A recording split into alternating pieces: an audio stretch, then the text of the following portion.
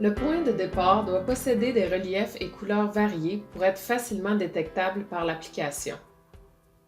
Ce même point sera utilisé pour terminer la numérisation. Mapit construit un modèle en 3D de la pièce en assemblant des images. Les éléments à géométrie et couleurs variées donnent des points de repère à l'application pour rattacher les images entre elles.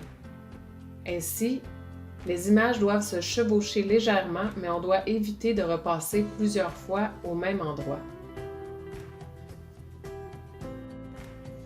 Évitez ou recouvrir les grandes surfaces réfléchissantes comme les miroirs ou les téléviseurs. Si vous ne pouvez pas les éviter, sachez qu'il est normal que ces surfaces soient déformées ou que les objets réfléchis par les miroirs paraissent flotter dans le vide sur le modèle 3D. Après avoir complété le circuit de numérisation autour de la pièce, revenez au point de départ. Restez immobile quelques secondes afin que Mapit reconnaisse le point de départ. Lorsque c'est fait, vous verrez un fond d'écran vert et un message indiquant « Fermeture de boucle détectée ». Si ça ne fonctionne pas, se déplacez un peu pour essayer de retrouver la position initiale, puis demeurez immobile. Lorsque le point de départ est détecté, le scan est complété et vous pouvez appuyer sur le bouton « Arrêt ». Si la pièce est petite, il est possible de se positionner de biais pour numériser. Les surfaces transparentes ne peuvent pas être captées par la caméra. Mapit numérisera plutôt la surface qui apparaît en arrière de la surface vitrée. Les surfaces noires sont difficilement captées par la caméra. Elles peuvent être absentes ou paraître déformées sur le modèle 3D. La caméra doit faire face aux surfaces pour bien les capter. Placez-vous au-dessus du bain pour bien en capter les côtés intérieurs.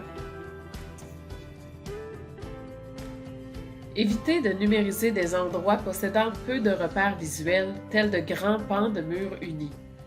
Dans ces circonstances, les images ne sont pas bien rattachées entre elles et le modèle 3D peut être déformé.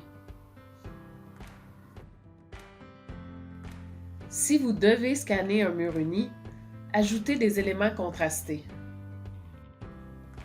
Il est possible de numériser seulement la base du mur pour une partie de la pièce. Planifiez un trajet en boucle autour de la pièce pour éviter de repasser au même endroit.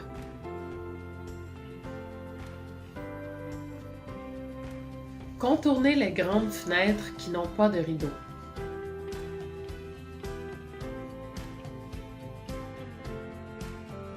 Assurez-vous que le téléphone est chargé à plus de 90% avant de débuter une numérisation. En bas de 50%, le téléphone tombe en mode d'économie d'énergie, ce qui diminue la performance de Mapit. Lors de la numérisation, en pinçant l'écran ou en glissant le doigt sur l'écran de bas en haut, on peut changer le point de vue de la caméra virtuelle pour mieux voir les endroits qui n'ont pas été balayés.